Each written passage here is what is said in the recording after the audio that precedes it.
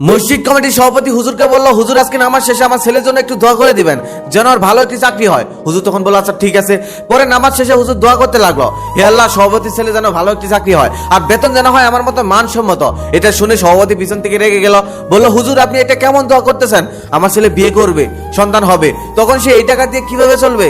তখন হুজুর বলতেছে, আমার যখন নিয়োগ হয় তখন আমি বলেছিলাম আমাকে 5,000 টাকা দিন, আর আপনি 4,000 টাকা দিয়ে বলেছিলেন এটা মানসম্মত, এটা দিয়ে আপনার চলে যাবে। তাহলে আমি কিভাবে চলি? আমারও তো স্ত্রী আছে, আমার তো 2টি সন্তান আছে, এটা কখনো ভেবে দেখেছেন?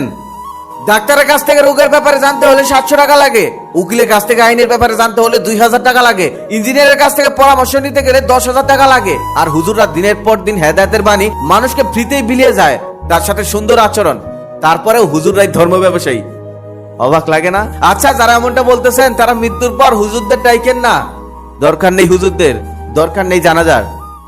আমি দিনে 18 ঘন্টা ঘুমিয়ে দেখেছি, 12 ঘন্টা কাজ করে দেখেছি, পরীক্ষায় পাশ করে দেখেছি, ফেল করে দেখেছি। আমি রোমাঞ্চকর প্রেম দেখেছি, শিকড়ের টান দেখেছি, আবার তিক্ততার মধ্যে বিচ্ছেদ দেখেছি। আমি এই শহরে খালি পকেটে ঘুরেছি, আবার 1000 টাকা নুডু উড়িয়েছি। সবকিছুর বিনিময়ে আমি আমার নিজেকে খুঁজেছি, তবে খুঁজে পাইনি, কোথাও খুঁজে পাইনি, কোথাও আমার অস্তিত্ব নেই। অবশেষে আমি বুঝতে পারলাম মহান রবের দিকে ফিরে আসা ছাড়া আমার ভালো থাকা সম্ভব না।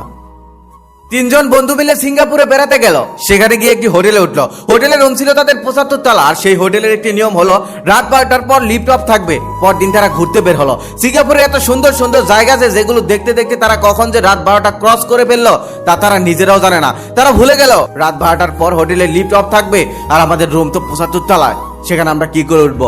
তারপর তারা ফিরে আসলো হোটেলে। সেখানে এসে রিসিপশনের কাছে জিজ্ঞেস করলো, তখন তারা বলল নিয়ম অনুযায়ী লিফট অফ হয়ে গেছে, এখন আপনাদের 2টা রাস্তা আছে, না হলে এখানে রাত কাটাতে হবে, না হলে হেঁটে হেঁটে উঠতে হবে।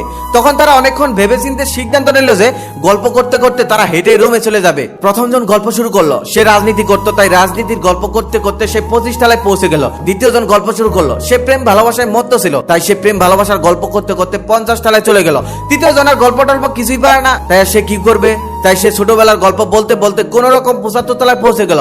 75 তলায় পৌঁছাতে পৌঁছাতে তাদের শরীরে আর কোনো শক্তি নেই, তাদের আর হাঁটার শক্তি নেই, তাদের আর উঠে দাঁড়ানোর শক্তি নেই। এদিকে 75 তলায় যেতে যেতে রাত বেজে গেছে 3টা। তখন তারা সেখানেই বসে রইল কিছুক্ষণ বসে থাকার পর যখন তারা দরজা খুলবে তখন তারা অবাক হয়ে গেল, হতভম্ব হয়ে গেল, কারণ তারা নিচের টেনশনে রিসিপশন থেকে চাবিটাই নিতে ভুলে গেছে।